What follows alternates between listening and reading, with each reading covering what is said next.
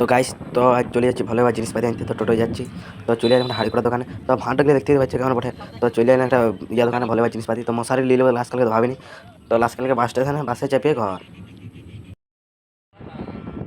তো গাইস, তো আজ চলে যাচ্ছি ভালো ভালো জিনিসপাতি আনতে।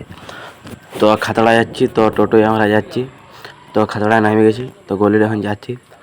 তো হাড়ি করা দোকানে কিছু আমরা ভাড় নেবো। তো পছন্দ হইলে না, তো বেরিয়ে দিন। তো এবারে যাচ্ছি, হাঁটে হাঁটে দেখি আর কেমন দোকান পায়। তো দেখতেই পাচ্ছি ভালো ভালো জিনিসপাতি চারদিকে গাদা নামা আছে।